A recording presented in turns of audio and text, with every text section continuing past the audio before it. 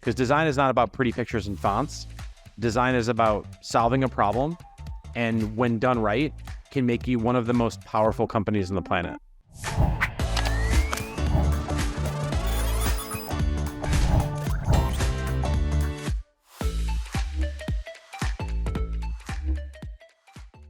Hello and welcome to the Gross Profit Podcast. My name is James Kennedy. I'm the co-founder and CEO at procurementexpress.com, where we take the hassle out of managing your company's spend with magical features. And this week, thanks to the magic of Twitter, I managed to connect with Pete Sena, who I'm got on the podcast today to parse out a little bit more the case for investing in design, even when it's a downturn. Many finance leaders have requests for investment in marketing and sales and design at a time when things are getting tighter, but we may or may not feel comfortable, be qualified enough to know whether those decisions are good or not. So Pete is going to parse out some of the vagaries of what design and marketing and all that voodoo really means, so you can get a better idea of whether it's worth supporting cases for further investment in design in your organization.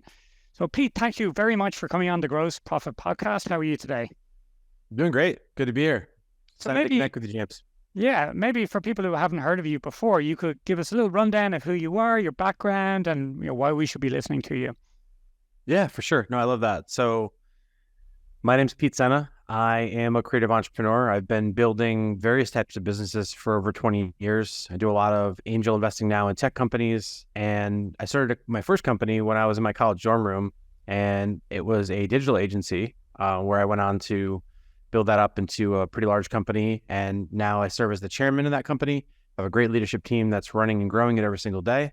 And then I invest in a number of different companies. My superpower is really branding and storytelling. So just for the audience, I grew up 80s baby, cut my teeth as a designer developer. So I've been sort of tinkering with software and design since I was a little kid. Back in the day, I thought I wanted to make video games. And then I ended up getting sucked into this thing called marketing. And I just was fascinated by it. I thought it was really, really interesting that words, pictures, videos, and experiences could make a huge difference for people's bottom line. And I was able to help a lot of people over the years transform their businesses, whether it was a mom and pop in a garage or a Fortune 50 company. I've worked with both and everything in between, maybe not everything, but most of them in between. And I'm just really blessed, and I'm still having fun, still on the journey. It's definitely, I think, been a fun ride, and that's a little bit about me. So I think the thing that this audience will hopefully be able to get is I never prescribe advice that I haven't taken myself. I'm not one of those armchair quarterbacks. And ultimately what I'm here to do is just explain to people that creativity is something that's within all of us. And if we just approach things differently, we can solve problems differently. Okay, well, just before we get on to that, let me ask a selfish question. So my wife runs an agency. It's a digital, they do explainer videos. So they're Pi-hole TV, and they do explainer videos. And she's very much running that company, but you managed to become the chairman of yours. What were the secrets to, I'm guessing it's a fairly service-led, it's very highly talented people who are required to run that business. But it sounds like if you're in the chairman role, you're not in the day-to-day. And how did you manage to set that up for yourself? Yeah, the truth of the matter is there's no cheat codes or shortcuts here. I think you got to know who you are. You got to know what value you bring. And I think the mistake I made early on, I probably could have gotten to the role I'm in today a lot earlier, a lot faster. If I had to do it all over again, what I would say is there are three big things that I look for as an investor now that most agencies don't have, or most service companies don't have. The first, I would say, is network effects. Network effects are really, really important. What I mean by that is things that drive referrals, things that drive increased velocity in an organization. So we can go into a whole talk on that. Second thing I would say is marketplace arbitrage. What I mean by that specifically is if your wife's doing explainer videos, and there are specific video AI companies that do explainer videos quickly now that have a software as a service fee, if she could become a partner there, and then every time that she recommends a client works with them, she gets a percentage of that. Those would be an example of marketplace arbitrage, because now she's able to take her expertise, get paid for it, Maybe not all of our clients can afford a done for you service. So maybe she either launches a product that does that, or she refers somebody out to a product that does that. I have friends of mine that, make $100,000 a month off of HubSpot referral fees, just by putting people on HubSpot or tools like that. So that's where I think that early on, digging into that marketplace arbitrage is important, understanding that the value you deliver is not always the work you do, but sometimes the knowledge you bring to the table. So that's the second thing. And the third thing is limited customization. I think the problem with services companies, whether you're a law firm, an architect firm, or a web design company, which is how I started out, you end up doing things, making your clients happy, and then you want to keep making the clients happy, and they trust you, so then they ask you for more things. And I think the biggest mistake that I made was that when the clients are like, oh, do you also do this? We'd be like, no, not really. And they're like, well, can you do it for us? And we'd be like, okay, we'll figure it out. And then what ends up happening is, before you know it, the very singular focused thing that you started the company to do is now, 15 feet wide and 2 inches deep. And that's where I think that we went through a very hard time years ago, where we got so wide and so shallow, and we were doing so many different things that ultimately, I just see that a lot with companies. The growth slowed down because it becomes very difficult. My co-founder used to say, the hunter that chases 2 rabbits catches none. And I think that focus is something that's really, really important. So that thing I would say to your wife is, what's the one thing that their company, her company does better than anybody else? Double down on that, and then figure out how to lean into those 3 principles of, what are my network effects I can plug into? Number one, can she train people on how to make explainer videos? And then she has a whole training marketplace of people that does it. And now she lowers her labor costs and increases that. That's an example of network effects. Second is marketplace arbitrage. What tools, technologies does she use? Is she using video stock content from Artlist or Shutterstock that's royalty free? Can she start to pay and create custom things like that, and then resell some of her assets on those marketplaces for a fee? Now there you go. And now you've got marketplace arbitrage, right? A lot of marketplaces, the biggest companies in the world typically don't own the assets. They typically own the market. Amazon, Airbnb, Uber, look at this, right? Uber doesn't own any cars, right? So that's a good example. And the last thing is limited customization. Know what you do, know what you're best at, and don't feel like your company has to do everything for everyone, because then you're nothing to no one. So those are the 3 things. How I got to the chairman role now is, I recognized in my career that there was a couple of things I did really well. And there's a lot of things that I thought I did really well, but it was really just my ego in the way. And when I stepped aside from that, I managed to bring in people that were smarter than me, better than me, and more focused than me in certain areas. And that's where the company really started to grow in a way that I'm proud of. And ultimately, I think what that gets back to is what we're here to talk about today, which is this idea of design, right? And me sort of shifting the mindset of people in terms of what design means. So I hope that's helpful. Yeah, that's great. Okay, so design, let's talk about that. So let's ask for a really obvious question. I mean, I'm in finance. I pay the bills, but I get these very big bills sometimes for design consultants or design in general. Not really sure exactly what it is. So assume I'm an idiot. I don't know how difficult that would be for you to imagine that at this moment. Assume I'm an idiot, and tell me, what is design? So I think design is a solution to a problem, is the way that I would say it. The one thing that I would say is, let me answer it with a story, because we all remember stories. So the audience and you might know about a company that's a little over 100, I think it's 112 years old today. And then that company is called IBM. Have you ever heard of them? I think so, yeah. Okay, great. So IBM's market capitalization today is a little over $133 billion. And again, we're recording this in September 2023, just for the folks listening. And one of my favorite quotes was from Thomas Watson Jr., which was the former CEO of IBM. And again, IBM is not particularly known in this audience's mind for things like design, because most people think design is pretty pictures and fonts, and they're actually wrong. So what Thomas Watson said was, good design is good business. And I love that quote, because I think that good design is good business. And if you're looking at design any other way, either one, you don't understand it, or B, the people that you're paying to do it don't understand it. Because design is not about pretty pictures and fonts. Design is about solving a problem, and when done right, can make you one of the most powerful companies on the planet. Yeah, I mean a couple of weeks ago I interviewed Jason Cohen, who's a sort of software influencer, and he gave a very famous talk in 2013 about the attributes of an ideal bootstrap SaaS business, and he kind of in a way designed what it should be. He said, listen, you should sell to the finance team. It should be a recurring problem. It should be a problem that could be solved with software, and it went on. But he came up with the attributes, and then many people, including us, tried to fold our business into that design. We said, okay, well, that's what we want as the outcome. And that's how we ended up with our business. And it's a good way to think about that. So, but is there a case for design? Like, is it really worth the money? Let's put it that way. I think that's a subjective question. I think the objective question is, yes, it's worth the money. If you know what problem you're solving, it's absolutely worth the money. But when you say design of what, right? Like, if you're $100 million company and you don't have a sales problem and you don't have a product problem and people know who you are, but your CEO thinks the logo is ugly, is it worth investing in a logo redesign and you already have brand equity? No, it's not.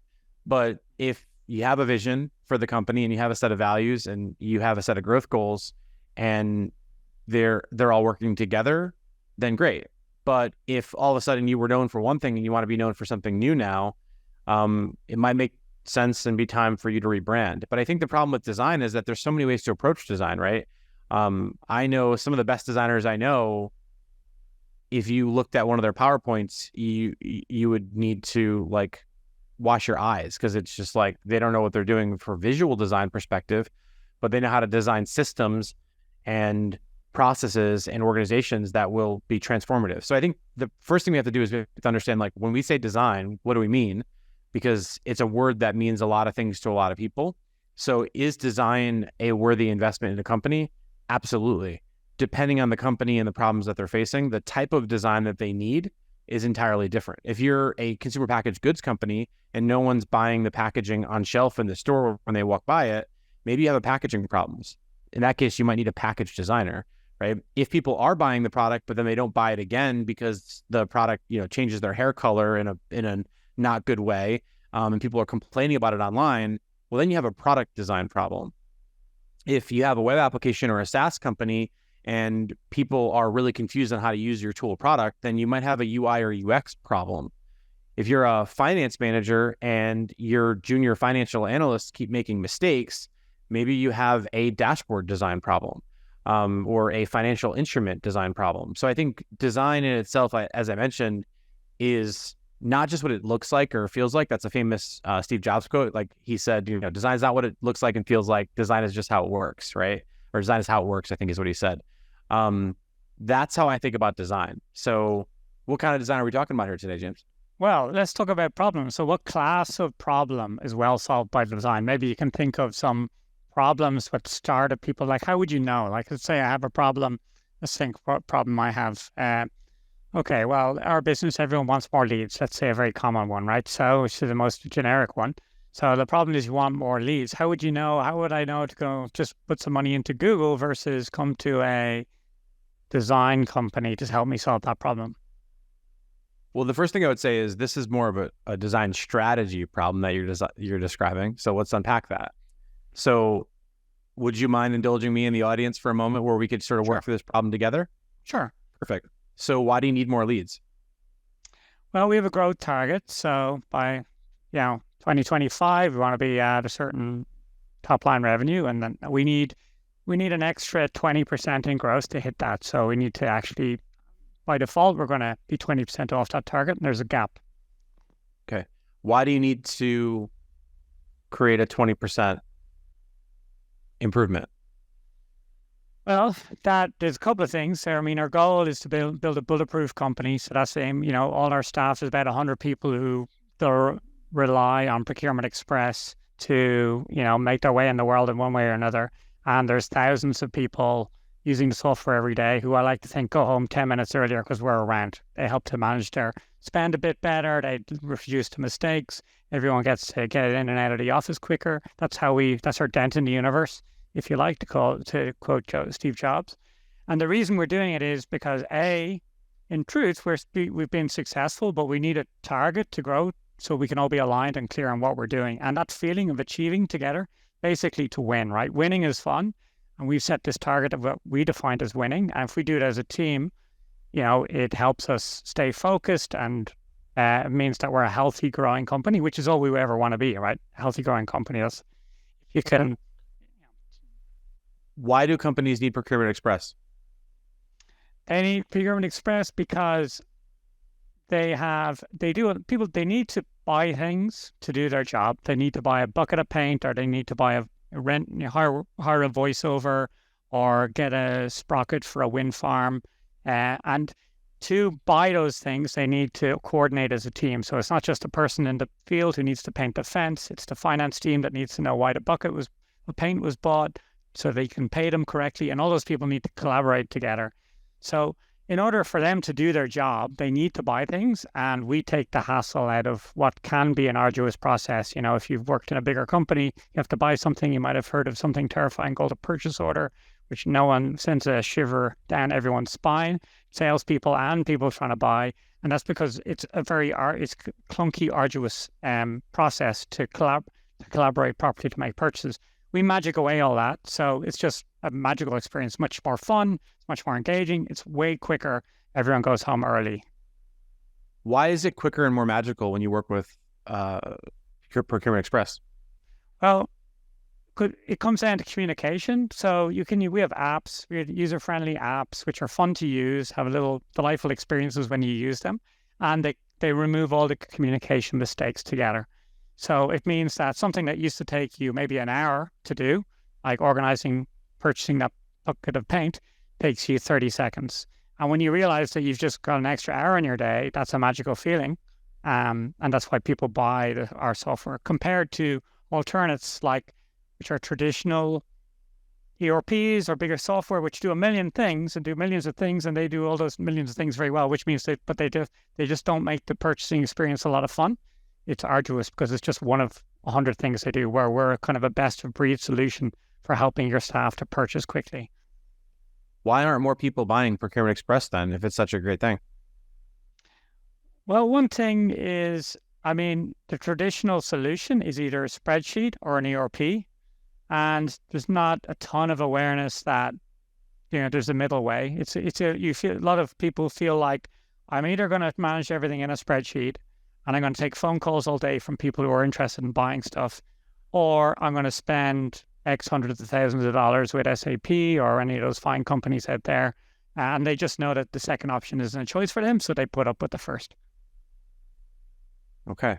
So for the audience, just being respectful over his time. So the reason I was holding my fingers up is I was basically taking James through a 5 whys exercise.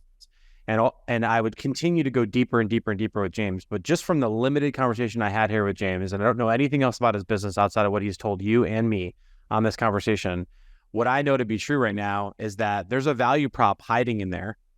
And what I'm hearing from James is that he wants to create additional customers. And what he described to me is that he wants more leads. And actually, James doesn't want more leads, right? What James wants is more customers, because more customers using Procurement Express means that James's company is going to grow, and that his 100-person team is going to be happier and healthier as a result of it. So the problem is not that James needs more leads. The problem is that James needs additional revenue in the form of a customer base that's going to help him to grow Procurement Express as he sees it. So the first thing I would understand and I'd want to know is, where are the existing customers that Procurement Express has? How did you get them? Friends, family, introductions, old business colleagues. I'd want to unpack that. And I want to talk to James's best 5 customers. And I'd want to survey them and say, how would you feel if tomorrow Procurement Express didn't exist? Would you be very unhappy, or would you be like neutral? I'd want to know that answer. And then I'd want to know why. And then I'd want to know, what was their world like before Procurement Express? What's their world like after Procurement Express? And then what I would probably do is do something we call brand DNA, which is to help Procurement Express understand what is the essence of the brand, the story they're telling. Your story is your strategy. What is the expression of that? How does that come to life? And then what is the ecosystem on all the ways that works? And what we might find out is that James doesn't actually need to do more marketing and more sales. What we might find out is that James has some of his best customers already, And those customers go to conferences, and those conferences, they might have friends, and at the bar they might be drinking and bitching about Concord and SAP and all these things. They're fat, they're slow, they're ugly. No one ever got fired for hiring SAP, right? Or IBM. But what we might find out is that Procurement Express is a faster, better, cheaper, more gratuitous experience. And it's something that you can trust because one of your best mates said that you can trust it and they're using it. So really then what we might be able to do to get that 20% lift for James and his company is we might be able to just do a really smart referral program that creates an incentive structure for James's existing customer base that helps them in the form of procurement people love to save money. So if you can get every one of those procurement people to save a little bit money annually off of Procurement Express by simply introducing them to more people who use Procurement Express, James might not have a sales and marketing problem. James might have a referral problem. So this is where I think you can see in just 5 minutes how going through a design exercise, and this is just a quick example. I've never met James outside of today. This is the kind of work that we do as designers to help shape the ecosystem and to understand there. Then from there, what I want to do, folks, is that I want to understand what are all the things that are working, right? So I'm going to make a fake number. Let's say James's revenue right now is $10 million a year, okay? And let's say James tells me he wants to get to $12 million a year, right? To jump up by 2 million. What I want to understand is everything that James did and the James's company did to get to $10 million, all the things that are working well. And then I want to do a start, stop, and continue exercise to understand sometimes it's not about doing more things. It's about doing the things you're already doing better. That's a design problem. And that might be as simple as literally a landing page for James that succinctly articulates what that magic is for Procurement Express. And then finding a way to get the right people in front of that. And that might not be sales and marketing. That might be a direct email that James can send or James's customers that love him can send to other people in a very simple DM message. And that DM message could live in an email. It could live in a text message. It could live on Instagram. It could live on LinkedIn. It could live on some other portal that people spend a lot of time on. That's how I think we can solve a problem for James's business. And I hope that's helpful, James, not just for the audience in terms of how we think about design, but I hope it's helpful for you to sort of go back to your team and start figuring out what's working well and how do we do more of that, as opposed to going out and saying, you know what, we've got a leads problem. If you have a leads problem, and we can talk about that separately, but if you have a leads problem, I'd want to know why you have a leads problem. And I want to go deeper and I want to play the 5 whys game on that thing as well and understand what the customer journey looks like. Because at the end of the day, you know what, the procurement person might not trust a Google ad. Because I don't know about you guys, but how many times do you see an ad that you're just like, I'm so sick and tired of these people I don't know. But what if James did something like, here's the top 20 ways that you can save your company 20% in your procurement process. Let me first get that in front of the people. Let me get them to download that as a lead magnet. Let me get them to consume that and offer real value. And at the end of that, no sales. Don't buy Procurement Express today. Call to action. No. At the end of that, wait a couple days, send a follow-up email. Thanks so much for downloading our 20 top % procurement thing. Tell us a little bit. Did this help solve some of your problems? We'd love to hear from you. No sales, no ask. Now I know who you are. Now I'm starting to trust you because you're not jamming your product down my throat like everybody else does. You know, get rich quick and save your game. That shit does not work anymore.